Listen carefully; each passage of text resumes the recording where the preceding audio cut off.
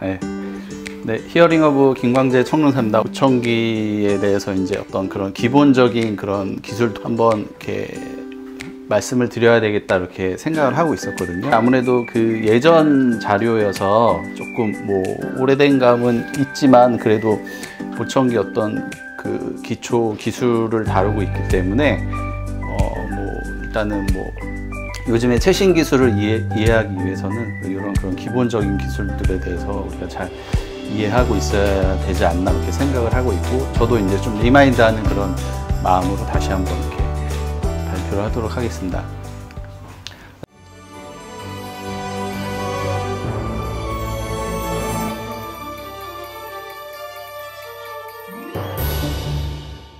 보청기의 뭐 핵심적인 그런 기술이 어떤 것들이 있나라고 우리가 봤을 때 뭐 제일 중요한 뭐 피드백 캔슬레이션이나 아니면은 뭐 방향성, 그 다음에 뭐 늘 우리가 얘기하는 그런 말소리 보이스 파인더, 그 다음에 뭐 소음 처리, 이런 기능들이 있다고 이렇게 말씀드릴 수 있습니다. 예. 1995년도에 이제 그 디지털 보청기가 처음 출시가 됐죠.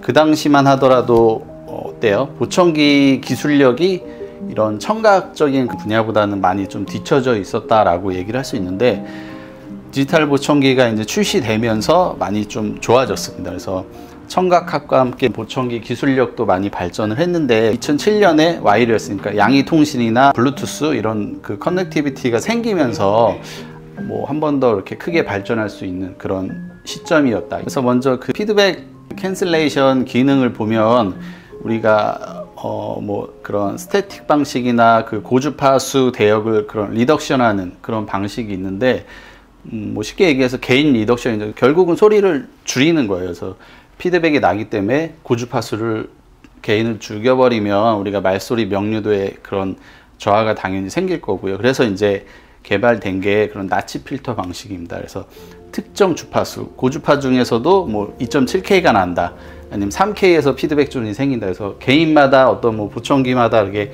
피드백 그 주파수나 존이 다르잖아요. 그래서 그런 특정 주파수 대역만 줄이는 그런 게인 리덕션 방식이 있었는데, 마찬가지 결국 이것도 소리를 줄여야 되는 그런, 당연히 어음 명료도에 영향을 주는 그런 방식이라고 보시면 될 것 같고요. 그 다음에 2001년도에 그다음 다이나믹 그 페이스 캔슬레이션이 이제 나왔습니다. 그래서 그 다이나믹이 그러니까 실시간이죠. 수시로 그런 발생하는 피드백을 자동으로 찾아내서 역위상을 줘서 그래서 제거하는 방식이고요. 보시면은 그 피드백이 나오면은 그 역상을 줘서 없애는 그런 방식입니다.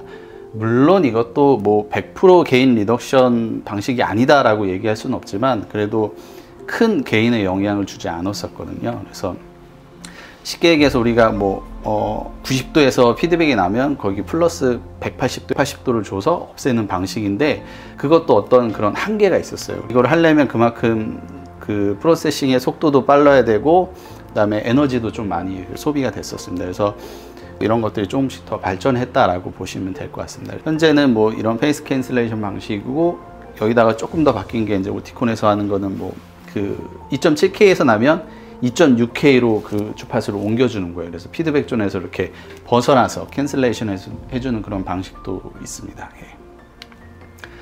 그 다음에 이제 중요한 게 1세대 방향성 보청기는 180도 뒤에 있는 소음만 이렇게 제거를 하는 방식이었어요. 그래서 내가 바라보는 쪽만 픽스드 돼가지고 이렇게 포커싱을 해주는 거죠. 2세대 방향성은 뭐 90도에서 270도 범위의 그 소음 한 개만 제거하는 액티브 디렉셔널리티 그런 방식이 있고요. 요즘에는 거의 다 3세대 방향성 보청기라 볼 수 있습니다. 그래서 뭐 2004년도에 그 오티콘에서 발표했던 거고요. 멀티밴드 아답티브 그런 방식입니다. 보시면은 방향성만 사실은 제대로만 활용을 하더라도 그 신호대 잡음비가 3dB 이상 상승할 수 있거든요. 그래서 방향성 그런 기술이 신호대 잡음비를 높이는 그런 아주 좋은 그런 솔루션 중에 하나라고 이렇게 보시면 될 것 같습니다. 사실 그래서 제가 질문 드리고 싶은 게 있어요. 그러면은 우리가 그 SNR이, 그러니까 즉 신호대 잡음비가 1dB이 올라갈 때 어음의 변별력이 몇 프로 정도 올라갈까? 물론 뭐 러프하게 뭐 상황에 따라서 다르겠지만 연구에 따르면 뭐 1dB이 SNR이 확보가 되면은 그런 명료도가 몇 프로 정도 올라간다라고 이렇게 얘기를 하거든요. 10%요. 5%요. 저도 10%라고 생각해요.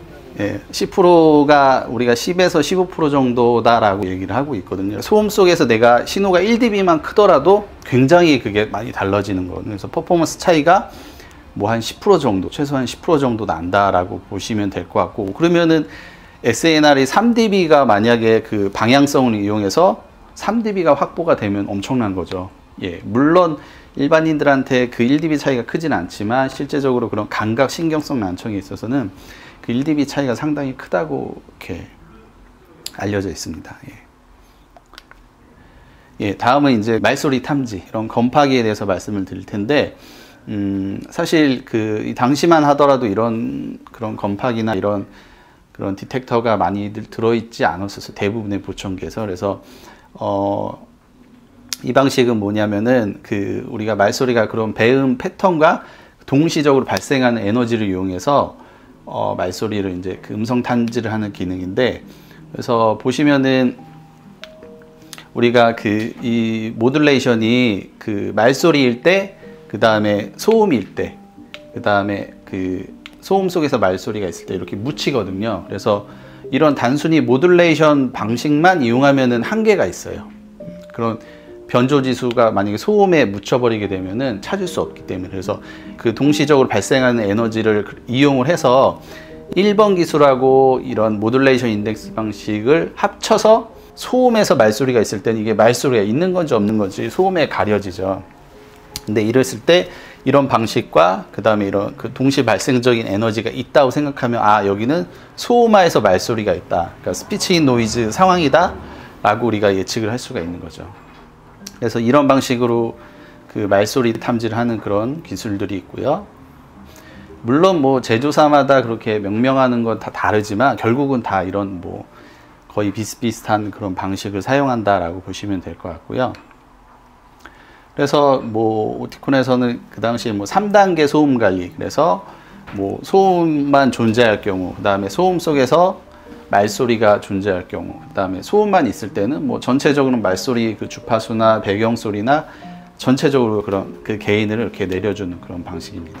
이 자동 적응 매니저 기능은 거동이 좀 불편하시거나 뭐 요양병원에 계시거나 지방에 계시거나 외국에 계시거나 이럴 때 피팅을 한 번이나 두 번밖에 못 받을 그런 상황일 경우는 뭐 원스텝에서 뭐 투스텝, 쓰리스텝으로 해서 그 게인을 자동으로 올려주는 그런 기능인데, 그래서 뭐 1개월마다 어느 정도 올려준다, 뭐 6개월 최종해서 어느 정도 올려준다, 보청기도 다 들어가 있는 기능이라고 보시면 됩니다. 뭐 양의통신과 당시 그런 뉴 테크놀로지가 어떤 거냐에 대해서 이제 말씀을 드릴 텐데요. 그 당시에 뭐 리시버 RIT 타입이 출시되는 그런 시점이었고, 그 다음에 뭐 스페셜 사운드, 그 다음에 익스트림 밴드위스, 뭐 피드백 캔슬레이션, 방향성, 노이즈 매니지먼트, 그 다음에 뭐 무선 기능, 이런 거에 대해서 말씀을 드리겠습니다.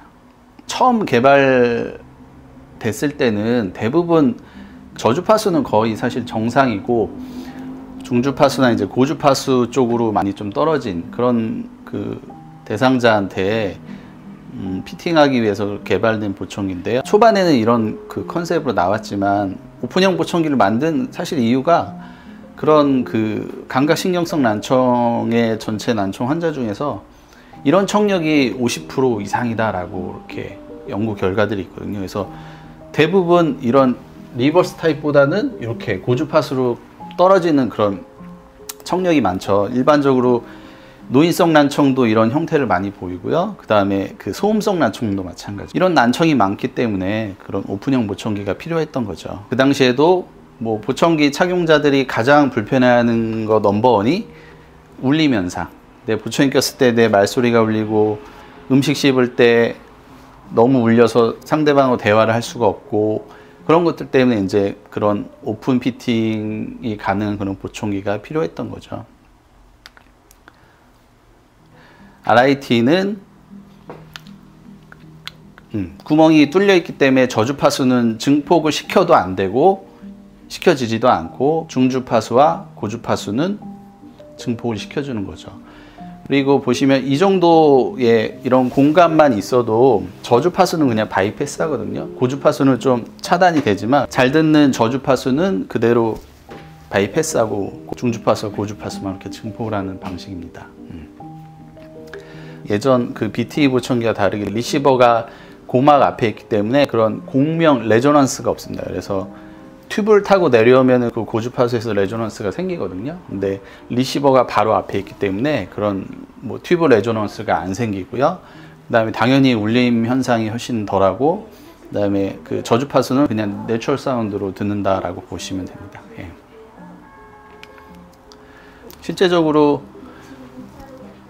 저주파수가 그 막혀 있을 때 벤트가 예를 들어서 없다고 이렇게 가정할 때는 울리는 정도랑 오픈형을 꼈거나 그럴 때, 아니면 벤트가 4mm 이상일 때 그런 차이가 있거든요. 그래서 실제적으로 한번 들어볼 수 있을 것 같아요.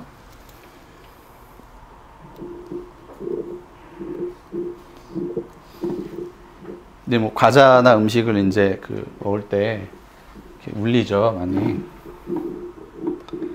진짜 이제 오픈돔이나 그런 벤트를 그 확장했을 때는 원래는 이제 이런 소리인 거죠.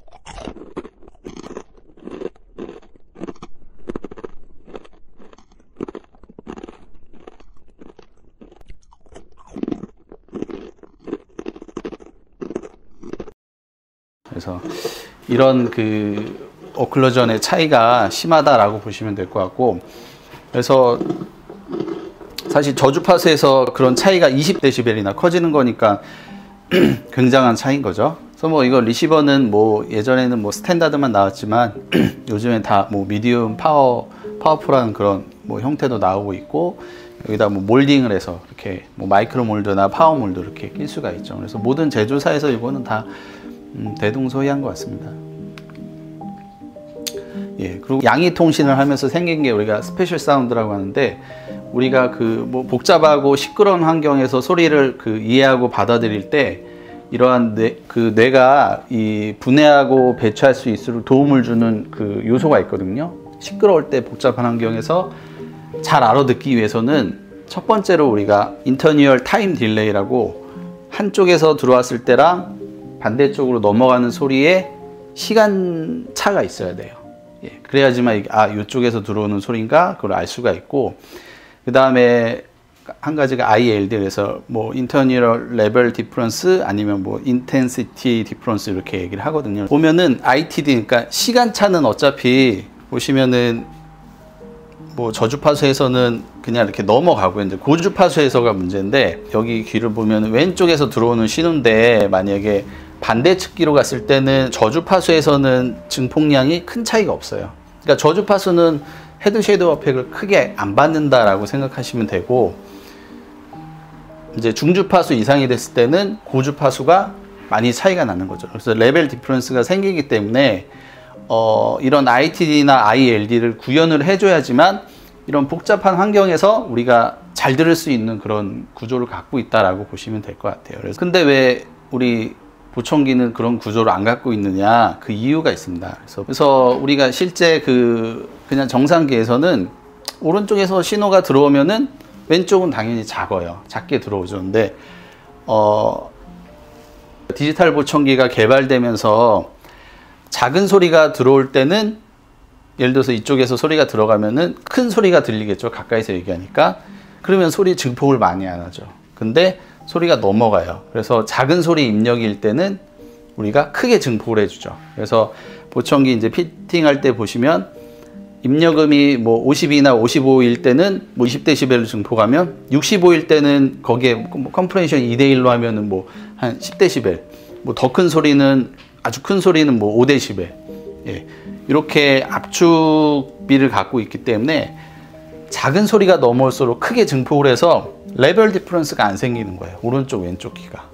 그래서 얘랑 크기가 똑같아요. 그럼 우리가 아까 얘기했던 그런 스페셜 사운드를 구현할 수가 없죠. 그래서 이 스페셜 사운드 시스템은 양이 통신을 해서 지금 뭐 왼쪽에서 나는 소리고 오른쪽으로 넘어왔어요. 그래서 얘는 스페셜 사운드 ILD를 구현해줘야 돼서 해당되는 그 주파수 영역을 그 증폭량을 좀 내려주는 거예요. 그래서 개인이 실제적으로 들어왔을 때 반대쪽에서는 레벨이 좀 다르게 들리죠. 그래서 실제 우리 그 정상 기랑 비슷하게 이렇게 구현을 해주는 거예요. 인위적으로. 그래서 이게 만약에 아날로그 보청기 옛날 얘기면은 자연스럽게 이렇게 될 텐데 아무래도 그 우리가 컴프레션 보청기, 즉 디지털 보청기는 다 그 컴프레션을 갖고 있기 때문에 프로세싱을 해서 야 요거는 이쪽에서 들어오는 소리가 아니고 넘어온 소리이기 때문에 레벨 컨트롤을 좀 해줘라 라는 그런 기능을 서로 통신을 하는 겁니다. 그래서 그런 그 ITD를 구현을 해주는 거죠.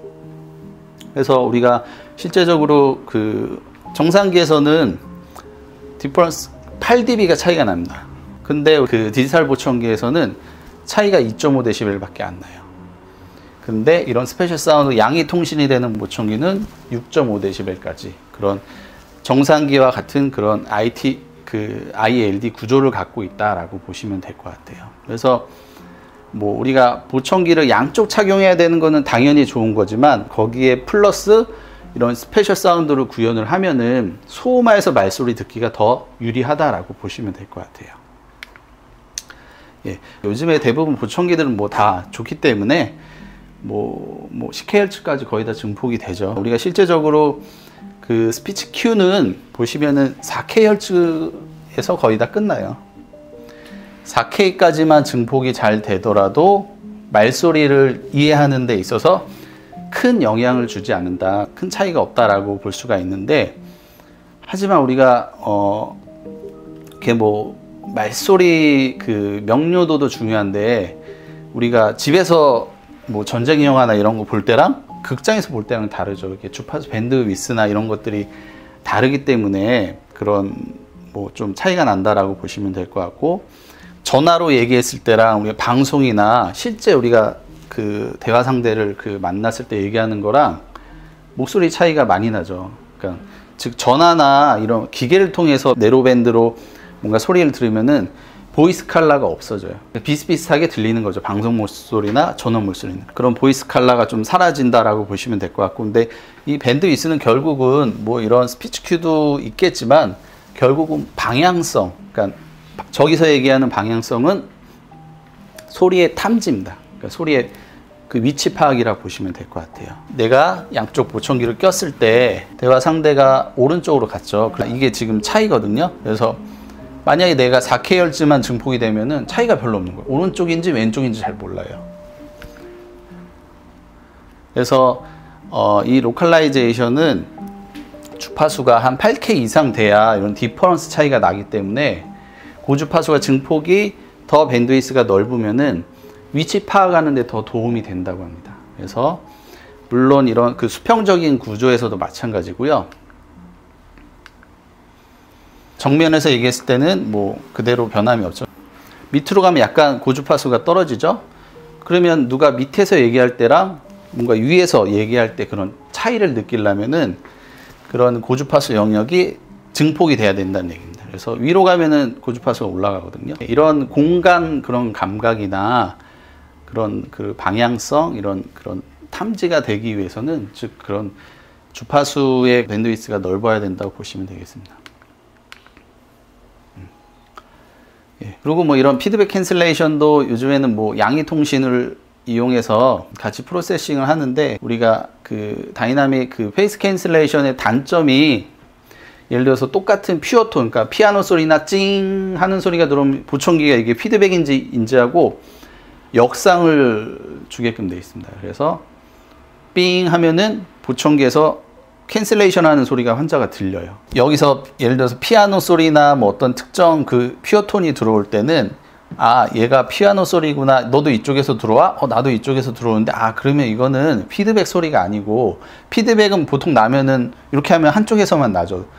뭐 동시에 똑같은 음량을 피드백이 나지 않거든요. 그래서 이거는 그냥 입력되는 실제 소리다 해가지고 캔슬레이션을 안 합니다. 그래서 그런 오류를 조금 이렇게 막아줄 수 있는 그런 기능이다라고 보시면 될 것 같습니다. 그냥 서라운드 모드로 쓸 수도 있고 그다음에 뭐 좀 중간 소음에서는 그 뭐 그냥 스플리트 모드 아니면 아주 시끄러운 환경에서는 풀 디렉셔널로 이렇게 사용할 수가 있습니다. 그 양이 통신이 되는 보청기와 안 되는 보청기 차이가 있습니다. 그래서 앞으로 한번 들어볼게요. 그래서 이런 양이 통신이 많이 안 되는 보청기를 꼈을 때는 소리가 이렇게 뭉쳐서 들려요.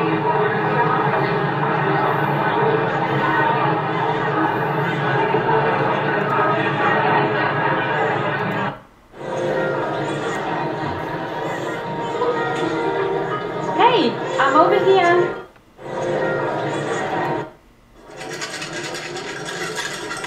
그래서 뭐 술집이나 이런 뭐 시끄러운 환경에서도 마찬가지죠. 그래서 스페셜 사운드가 안 될 때는 뭔가 소리가 다 뭉쳐서 있어서 세퍼레이트 되지가 않아요. 그래서 우리가 그런 감각 신경성 난청은 소리가 뭉쳐 있으면 거의 못 알아듣거든요. 세퍼레이트를 해줘야 되는데 그런 게 안 되는 거죠.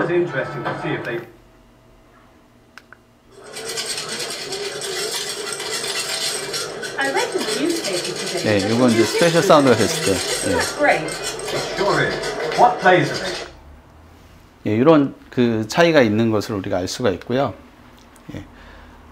그래서 뭐 이런 그 바이니얼 프로세싱, 뭐 바이니얼 뭐 싱크로니제이션, 바이니얼 코디네이션 이런 것들이 있는데 뭐 이거는 그냥 양이 통신이다라고 보시면 하고 그래서 프로세싱도 그 양쪽으로 하고 뭐 피드백 캔슬레이션이나 방향성도 동기화 시켜주고 그다음에 소음 처리도 이게 한쪽에서 소음 처리가 하는 것보다 이쪽에서 소음이 들린다, 뭐 이쪽에서 소음이 들린다 해가지고 같이 바이니얼로 하면 그만큼 오류도 더 잡을 수 있고 그런 뭐 장점이 있다라고 보시면 될 것 같고 바이니얼 코디네이션은 볼륨 이쪽 올리면 같이 올라가고 같이 내려가고 뭐 그런 기능이다라고 보시면 될 것 같습니다. 와이어리스 테크놀로지는 뭐 이 당시만 하더라도 이런 스트리머라는 그런 인터페이스 장치가 있어야 됐지만 지금은 뭐 다이렉트로 연결이 되죠. 그래서 요즘에는 뭐 2.4GHz 이용해가지고 바로 그 블루투스나 이런 거 연결을 할 수가 있고요.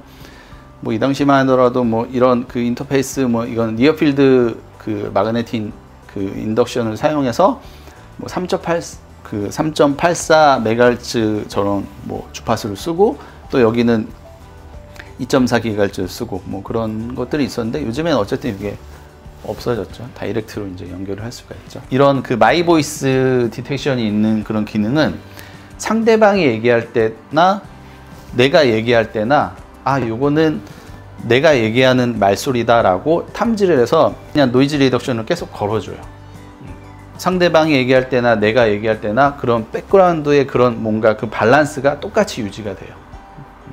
그 사운드 퀄리티가 더 좋다라는 얘기인데 이제 그러면 이거 내 말소리인지 상대방 말소리인지 찾는 기술을 우리가 얘기하고자 하는 거거든요. 예를 들어서 그 더블 디스턴스가 될 때는 6dB의 그런 그 드랍이 생긴다고 합니다. 앞에 마이크랑 뒤에 마이크랑 거리가 떨어져 있는 상황에서는 이 레벨 차이가 멀리서 얘기하면은 1번 마이크나 2번 마이크로 들어오는 그런 음압의 차이가 거의 없어요. 내 말소리랑 이 보청기 마이크 1번, 2번하고 들어오는 소리가 가까이 있으면 있을수록 프론트 마이크랑 백 마이크랑 차이가 0.5dB이 난다고 합니다. 그래서 이거는 가까이서 얘기하는 소리구나 아니면은 멀리서 하는 소리구나 이거를 구분을 할 수 있어요. 그래서 이게 내가 말하는 건지 상대방이 얘기하는 건지 그런 거를 찾을 수 있는 거죠. 이게 이제 뭐 마이 보이스 그런 기능이었고요. 되게 오랜만에 좀 이렇게 옛날 기억을 좀 더듬으면서 이렇게 발표를 했는데 대부분 이 보청기의 어떤 기초적인 기술이나 이런 부분이 이렇게 들어가 있는 내용이어서 이런 베이스를 좀 갖고 이제 앞으로 나오는 보청기나 이런 거에 대해서 좀 보시면 더 도움이 되지 않을까 생각을 하고 마치도록 하겠습니다.